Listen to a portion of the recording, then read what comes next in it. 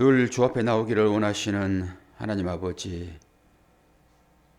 오늘도 예수 앞에 나오면 제사함 받으며 주의 품에 안기어 편히 쉬리라, 이렇게 믿음의 고백을 하며 주 앞에 나옵니다.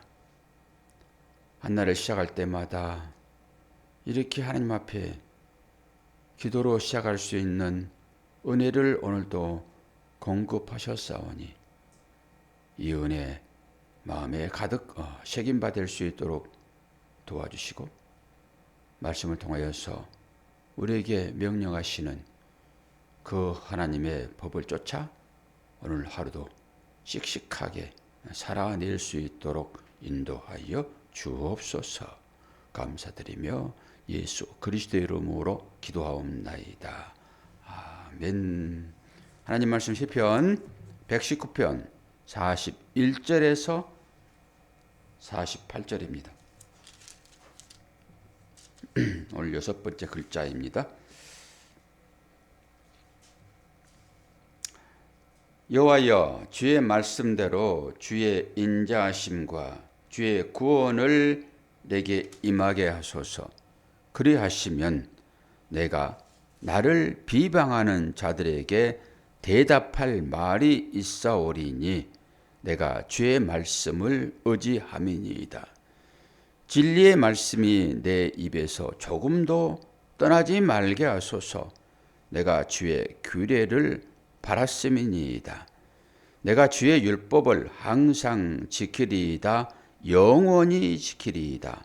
내가 주의 법도를 구하였사오니 자유롭게 걸어갈 것이오며, 또 왕들 앞에서 주의 교훈들을 말할 때에 수치를 당하지 아니하겠사오며, 내가 사랑하는 주의 계명들을 스스로 즐거워하며, 또 내가 사랑하는 주의 계명들을 항상 내 손을 들고 주의 율례들을 작은 소리로 읊조리이다. 아멘. 또 작은 소리로 읊조리이다 라고 하는 그 말이 무슨 말이라겠습니까? 읊조리다, 이게 묵상이라고 말씀드렸습니다. 시아흐 묵상, 읊조리다, 말을 말하다, 이런 거예요. 이게 말을 말하다, 누구의 말일까요? 하나님의 말씀이죠. 하나님의 말씀을 말하는 걸 읊조리다, 그러면서 그것을 묵상이다 라고 하고, 원어는 시아흐. 오늘 또 시아흐 엄마 나오셨으니 반갑습니다.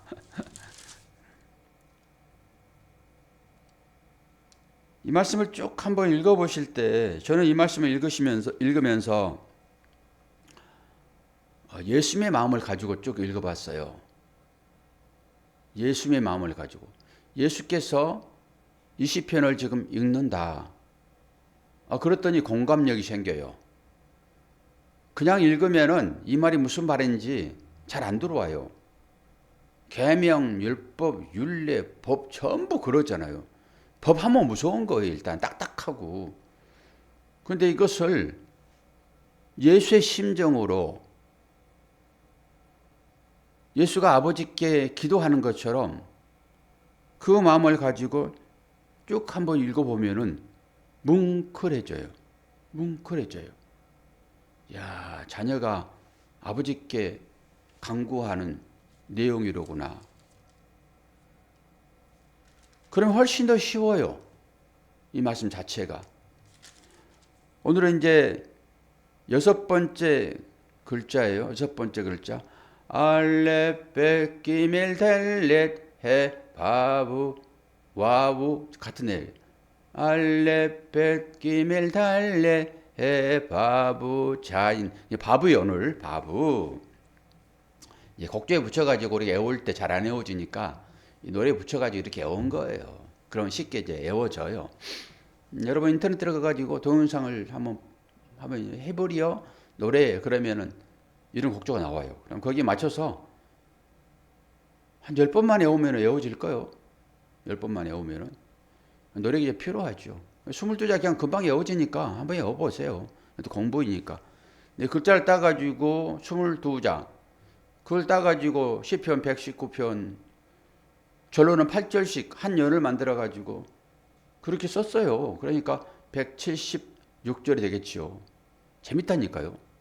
공부하는 재미도요. 심심하지 않고 재밌어요. 공부하는 것도. 오늘 이제 바부. 그런데 이것을 와우 이렇게 또 말하기도 해요. 그러면서 쿠팡에 와우 회원이 있죠. 와우 회원. 여기서 따가지고 써지 않았나 싶어요. 바부인데 와우로 읽기도 한다니까요. 그런데 이게 바부 그럴 때 비읍자가 두 번 들어가요.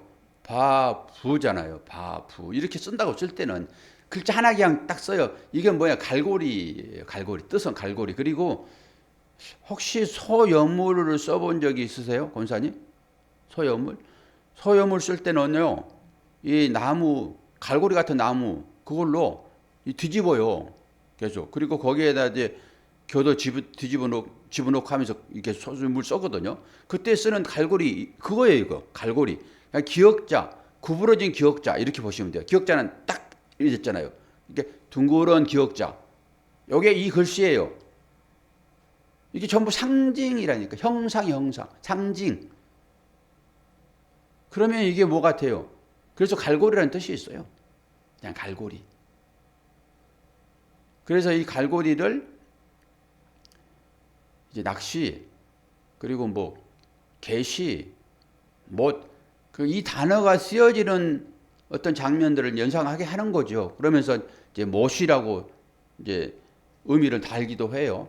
갈고리는 그냥,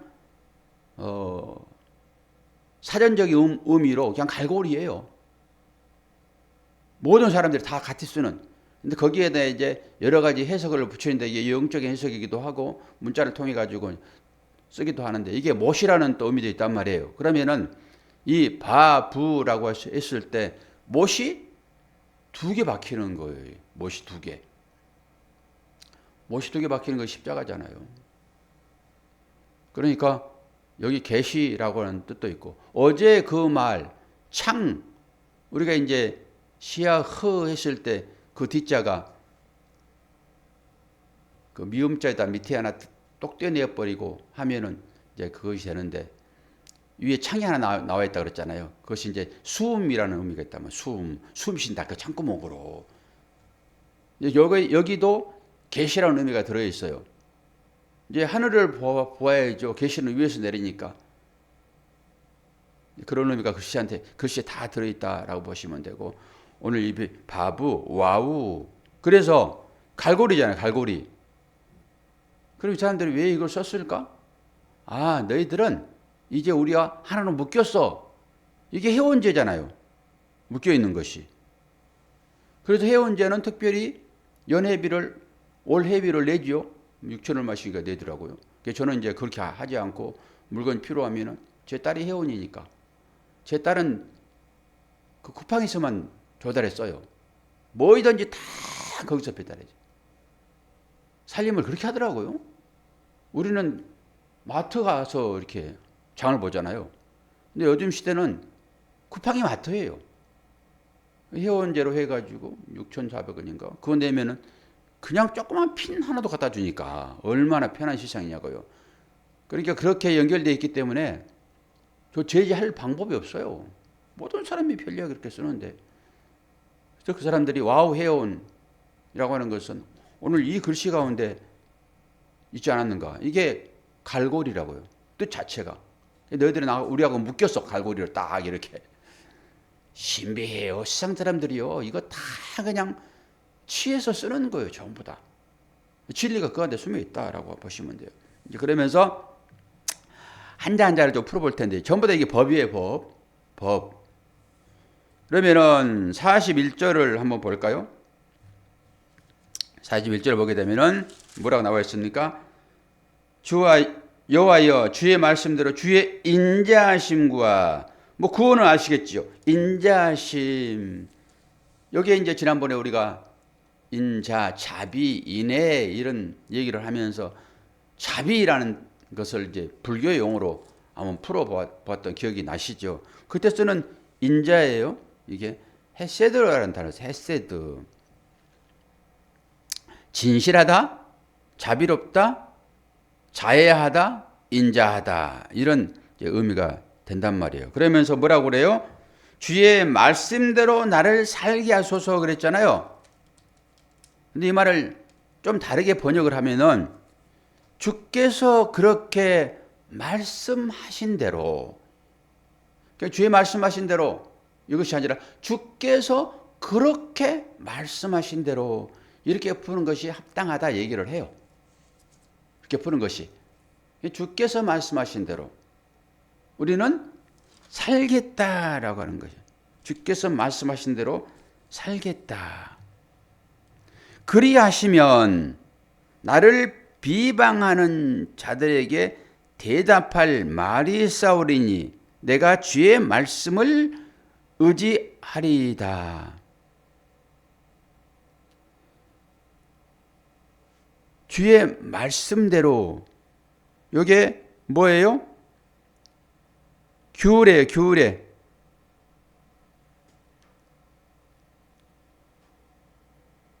주의 말씀 하면은 다바르, 말씀은 다바르라고 해요. 말씀은 다바르. 그런데 이 다바르가 어디에서 사막이라는 걸 미드바르라고 하는데 이 미드바르라고 하는 그 말은 다바르라고 하는 뭐 어느 이게 비슷하죠. 발음 자체가 전부 이렇게 쓰여지는 거예요. 사막이라는 그 말 자체는 어디서 오냐 그러면은 다바르라고 하는 말씀에서 온단 말이에요. 말씀에서. 그러니까 우리가 이제 그걸 해석을 하는 거예요. 그러면 사막이 뭐냐? 사막에서 도대체 뭐 할 거냐? 이럴 때 사막에 누가 있었어요? 광야에 누가 있었어요? 사막은 광야잖아요. 광야에 누가 있었어요? 엘리야와 세례 요한이 있었잖아요. 이 세례 요한은 누구예요? 예수님을 예비하러 온 자예요. 말씀을 예비하러 온 자라고요. 그러니까 미드바르, 광야, 사막 거기에 가야지만이 진짜 하나님의 생생한 말씀이 들리는 거예요. 그럼 우리가 광야라고 했을 때 우리가 광야는 어디예요? 여러 가지 어려운 시험거리 가운데 빠지는 거죠. 그 가운데 있는 사람이 하나님의 말씀을 듣는다니까. 진짜 하나님의 말씀을 들어요. 진짜. 그러니까 그 광야의 여정을 걷지 않은 사람들은 하나님의 말씀을 못 듣는다 보시면 돼요. 하나님의 말씀을. 우리 모두가 다 지금 광야의 길을 걷고 있잖아요. 나그네의 삶이 광야의 삶이에요. 우리가 나그네라는 단어를 써야지만 꼭 이해가 됩니까? 광야가 다 그런 거지. 거기에 무슨 광야에 털을 닦고 삽니까? 그냥 지나가는 것이지. 그리고 하나님의 말씀 여기가 두 가지가 나오는데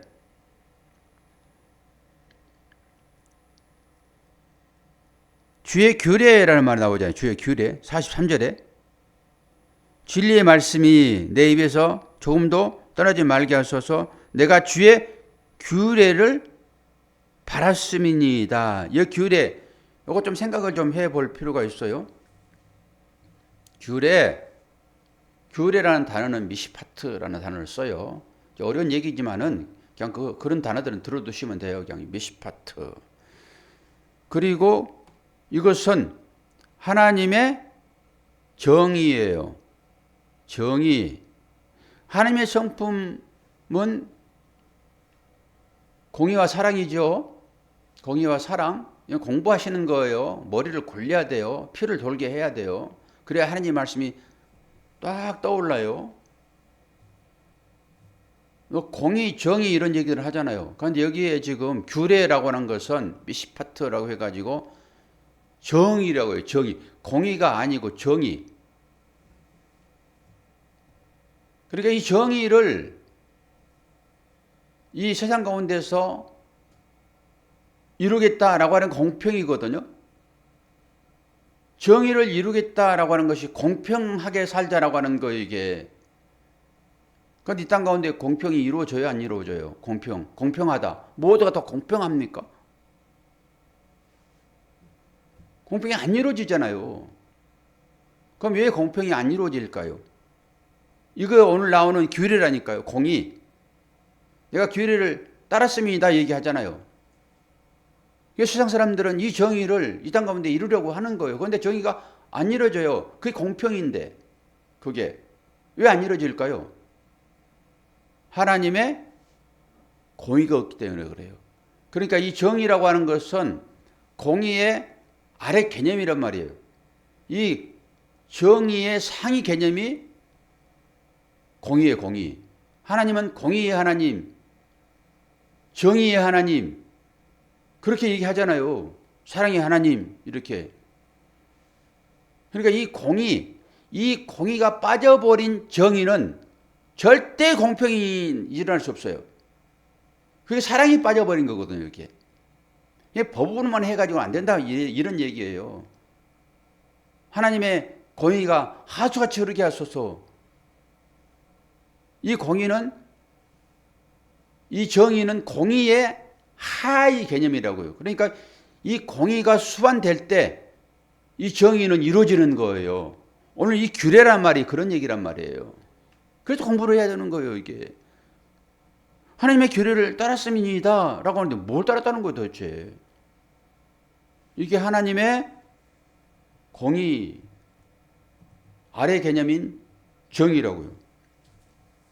그래서 우리가 이렇게 지식을 갖고 이것을 묵상을 하고 했을 때 그 하나님의 그 원래 공의가 쏙 우리한테 스며들어요.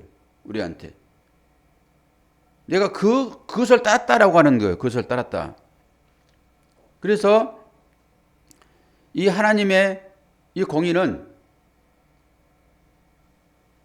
하나님께서 우리들에게 베푸는 하나님의 긍휼인데, 하나님께서 우리들에게 베푸신 하나님의 긍휼인데, 이 긍휼을 어떤 자에게 베푸시냐 그럴 때 가난한 자에게 베풀어요.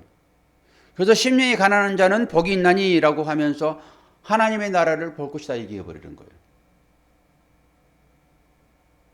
이 가난한 자도 두 개념이 있어요. 어떤 가난한 자에게 하나님 베푸실까요? 하나님의 규례를 따르는 사람. 그런데 게을러서 가난한 자들에게는 하나님께서 긍휼을 베풀지 않는다. 이걸 명심하셔야 됩니다. 모든 사람들이 가난할 수 있잖아요. 겉으로 봐서 다 긍휼을 받을 만한 사람. 그런데 열심히 부지런히 뭔가를 행했음에도 불구하고 가난한 자, 이들에게는 하나님의 긍휼이 베풀어지지만은 게을러가지고 배짱이가 게을러서 스스로 가난해져 버리는 그런 자에게는 하나님께서 긍휼을 안 베푼다고요. 그래서 믿음과 행위를 하나로 보는 것입니다. 남들은 열심히 일하는데 나는 하나님의 긍휼을 받을 거야. 그리고 열심히 일하지 않으면은 어떻게 한다고요? 긍휼이 베풀어지지 않는다고요. 제가 권사님한테 늘 얘기를 하지요. 똑같은 사과가 나무에 걸려 있습니다. 근데 먹는 것은 누가 먹습니까? 손을 뻗은 자가 그걸 먹는다니까요. 이게 부지런함이에요. 근데 게으른 자들은 밑에서 하나님이 뭐 떨어주시겠지. 그리고 아무것도 하지 아니하고 그냥 누워가지고 기도만 하고 있어. 그래서 그런 기도는 제가 안 들은다 라고 하는 개념으로 우리 목사들에게 아무리 백날 기도해 보십시오. 하나님께서 기도 응답하시는지 이 얘기인 것이지 근본적으로 기도하지 말라 이런 얘기는 아니죠. 겉으로만 보게 되면은 저 목사 믿음 되게 없네. 기도하지 말라니 이렇게 되는 거죠. 그래서 게으른 자에게 하나님께서 배를 좀 골게 만드시는 거예요.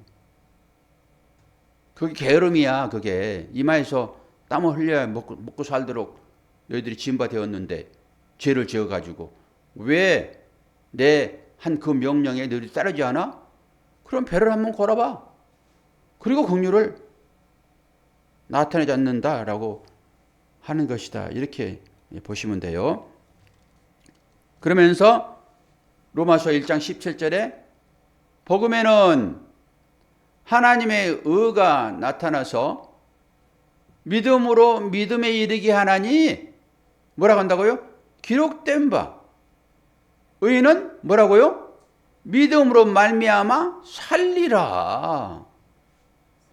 복음에는 뭐가 나타나요? 하나님의 의가 나타나는데 하나님의 의는 누구예요? 예수 그리스도죠. 공의, 정의 다 이런 얘기들이에요. 규례 이런 얘기. 규례가 이제 정의니까. 복음에는 하나님의 의가 나타나서 믿음으로 믿음에 이르게 한다 이런 말이잖아요. 어떻게 어려운 말 같지요? 그럼 뭐예요? 하나님의 의가 나타났는데 그 의는 예수 그리스도. 예수 그리스도가 준 그 믿음이지요. 그러니까 믿음으로 믿음에 이르게 하잖아요. 그래서 그 믿음 가지고 우리가 구원을 받지요. 그러니까 그 믿음이 누가 준 거예요? 복음이요. 복음에 나타나는 그 하나님의 그가 준 그 믿음으로 믿음에 이르게 된다. 그러니까 우리의 구원은 자생적으로 우리에게 나타나는 것이 아니라 예업으로부터 주어지는 그 믿음으로 우리가 구원을 받는데 그 얘기인 것입니다. 로마서 말씀이 바로 그런 거지요.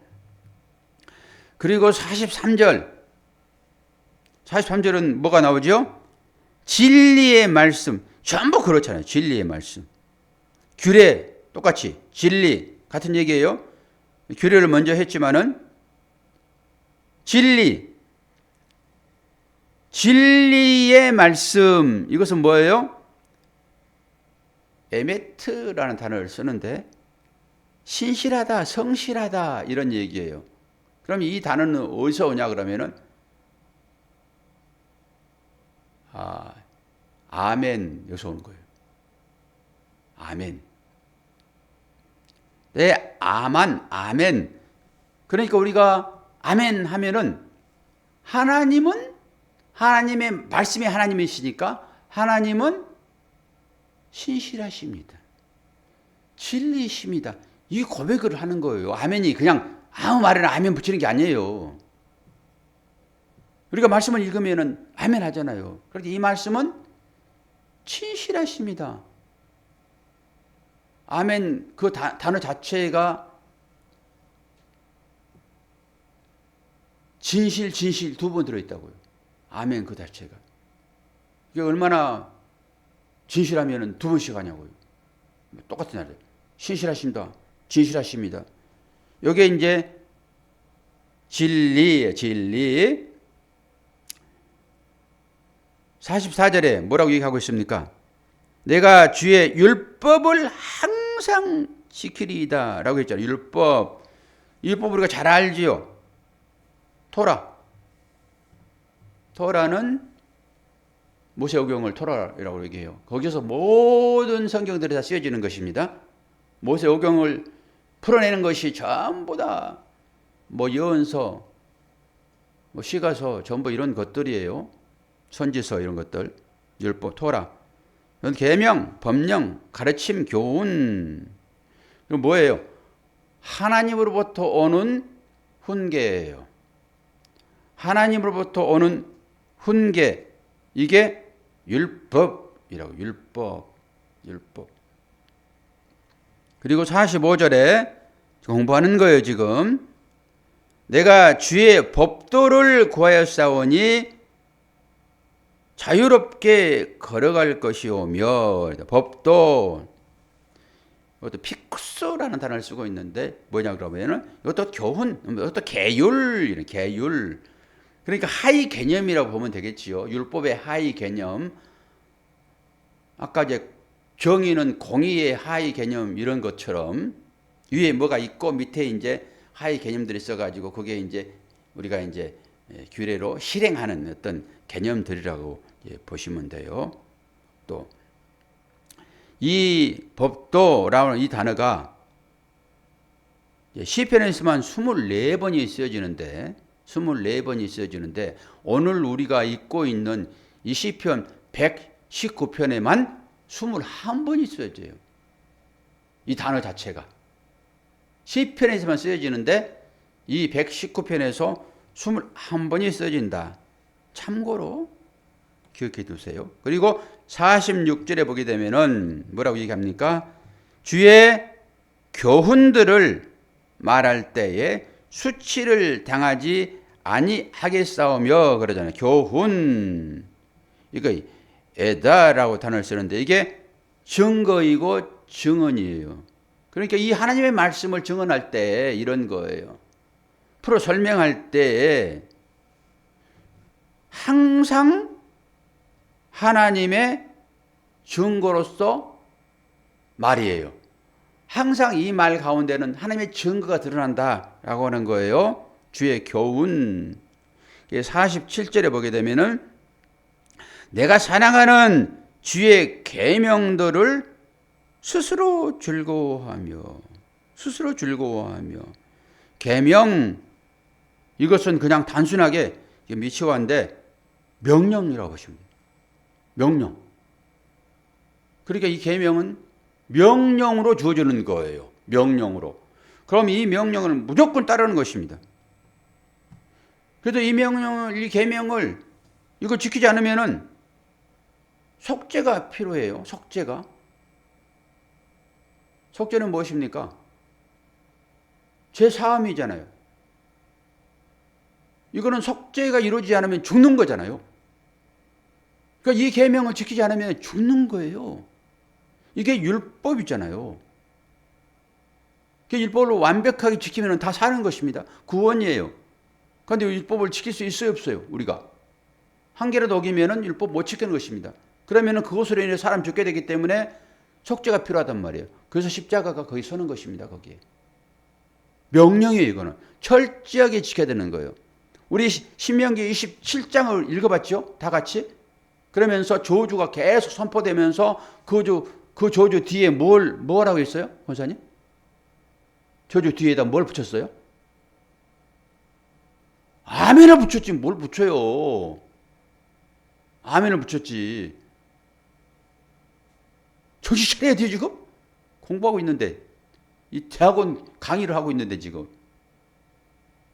그래서 졸업장 이수해가지고 딱 반듯하게 이마 붙이고 다닐 거 아니에요? 그럼 누가 그걸 무시를 해요? 그것을. 그리고 28장에 가가지고 그렇게 아멘한 자야 내가 너에게 복을 줄게 라고 하면서 들어가다 복을 받고 나가다 복을 받고 네 떡반죽 그런 뭐 막 복을 얘기하잖아요. 이 복 받는 전제가 뭐예요? 그 말에 아멘 하는 자. 이 말이 신실하십니다. 진실하십니다. 라고 고백하는 자들에게 계속 복을 붙는다고 이게 바라크예요, 바라크. 복.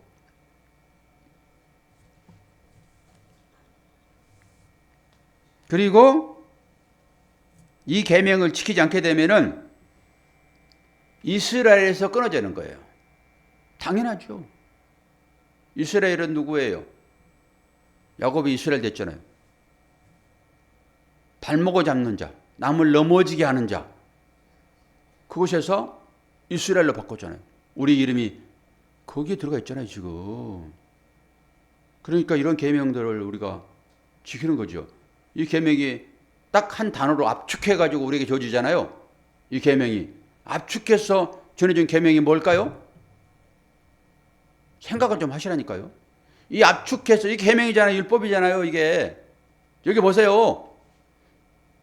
이게 율법이고 계명이잖아요, 이게 말씀이. 그럼 이걸 압축해서 꼭 짜면 뭐가 나오냐고요. 그러니까 그렇게 얘기를 해야죠, 그걸. 그러니까 이 계명을 지키지 않으면은 속죄가 필요하고 하나님의 나라에서 공동체에서 끊어진다. 교회에서 쫓겨난다. 뭘 하지 않으면은 사랑하지 않으면은 말씀을 지키지 않으면이에요, 그것이. 그래서 그 사랑의 그림자로 우리에게 주어지는 그 모양적인 우리가 사랑하고 있는 이 사랑을 하면 되는 거, 이게 모형이니까 우리가 아가페 사랑을 어떻게 해요? 못하지. 오늘 말씀 전체가 다 뭐 계명, 율법, 규례 전부 이런 것들이니까 되게 어렵고 딱딱하잖아요. 그래서 단어를 제가 풀어드렸으니까 이걸 가지고 이제 사시는데 이걸 예수의 심장으로 쭉 한번 다시 읽어보게 되면은 말씀이 스며든다니까요. 야, 이게 아버지를 향하여 기도하는 마음이로구나, 이게. 그러면 당연히 예수가 우리 안에 들어와 있어서 말씀을 주셨으니까 우리가 그 마음 가지고 이것을 기도하면은, 이 말씀을 보게 되면은 당연히 하나님의 그 사랑이 은근히 우리한테 스며들지 않겠어요? 되게 딱딱하고 어렵고 이 개매고 막 그러니까 되게 무섭게 보이고 막 공의 정이 나오고 막 그러니까 그러지만은 이게 사랑으로 하나님의 긍휼이 우리한테 부어지게 되면은 우리 게으른 자 아니잖아요. 특히 새벽을 깨우는 자 여러분 다 부지런한 자예요. 이분들에게 하나님께서 긍휼을 베푸시는 거예요. 긍휼을 당연히. 그럼 하나님의 마음이 부어지게 되면은 우리 가운데서 뭐가 올라와요? 하나님의 따뜻한 사랑의 마음이 올라오겠죠. 어제 그 한바탕 싸움해가지고 그 자고 있는 그 모습도 꼴보기 싫은데 당신이 나를 힘들게 하잖아. 왜? 돈 안 벌어 오니까. 제일 나쁜 거라고 하는. 내가 일해야 되고 손가락이 아파가지고 매일 치료받으러 가고 막 그러는데 당신이 좀 열심히 일해가지고 게으르지 않고. 근데 목사가 모두 다른 데 가서 일을 해요. 목사는 이게 일인데. 그러니까 이것을 시상적으로 전부 판단해 버리면은 불만이 나오는 거예요. 그러니까 자고 있는 모습도 꼴 보기 싫어. 그래가지고 각자 딴방 써버리고. 그런 거 아니잖아, 이게 다. 그럴 때 새벽 기도를 통해 가지고 하나님 앞에 오늘 시편 여기 119편 41절에서 48절을 예수의 마음으로 쭉 읽게 되면은 하나님의 긍휼하심이 부어지는데 그게 뭐겠냐고요. 사랑의 마음이겠지. 이 마음이 부어지게 되면은 속에서 끓어오르는 것이 있어요. 그러면 그때 눈이 딱 열리면서 비늘이 딱 떨어지고 열리면서 시상적인 관점으로 보는 것이 아니라 주님의 마음으로 그 사람을 보게 되면은 아이고 저 불쌍한 사람 이렇게 보여지는 거예요. 그게 바뀌는 거예요. 마음이. 왜 그래요? 하나님의 긍휼이 그 마음 가운데 베풀어지니까. 저는 새벽 시간이 그런 시간이기를 바라요. 그래서 하루의 시작을 새롭게 하는 거지. 어제 그 똑같은 마음으로 시작하게 되면은 지겹지요. 지옥 같고. 그래서 오늘 기도할 때는 하나님 새날 되었잖아요. 새해 되었잖아요. 옛날 생각들, 그 미워한 감정들 다 버리고 하나님 새 마음을 주세요. 그럼 새 마음 주시게 되면은 그게 긍휼의 마음인 것이고 그게 주님의 마음인 것이고 그게 사랑의 마음인 것이죠. 그 마음 주어지게 되면은 내 것을 비워서 상대를 채워주는 것이 인간의 사랑입니까? 그게 하나님의 사랑, 에로스가 아니라 아가페지. 그거 비워주게 되면 당연히 그 미워하는 사람이 긍휼의 마음을 가지고 보면은 불쌍하게 보이겠죠. 긍휼의 마음으로. 그거 오늘 기도하시고 또 자녀를 한번 쓱 살펴보시면서 자녀를 축복하세요. 막 귀에 대고 떠들고 막 기도하지 말고 속으로 자녀를 보면서 한번 기도하시고. 일찍 깨웠으니까 뭐해요? 자녀 얼굴 한 번씩 봐야지. 아내 얼굴 한번 보고 남편 한번 얼굴 보고 두부 장로님 그 아내 얼굴 한번 싹 보세요.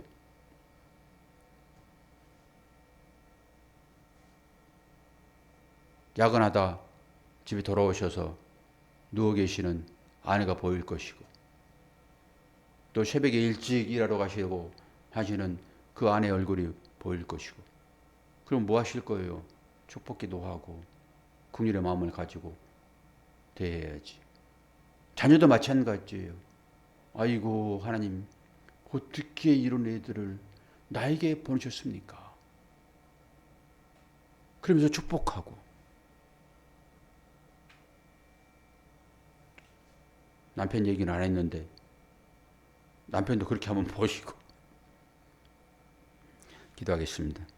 아버지 하나님, 하나님의 마음이 이 규례, 율법 다 담겨 있는데 그 사랑의 마음을 가지고 오늘 또 하루를 살아내기를 소망할 때 하나님의 공륜하심이 부어지지 않으면은 내 속에 내가 있어 상대를 미워할 수밖에 없는데 주님 은혜를 베풀어 주시어서 그 주님의 사랑이 내 마음 가운데 터져 나올 수 있도록 도우시고 이곳으로 수많은 사람들을 덮어낼 수 있도록 오늘도 은혜 허락하여 주옵소서.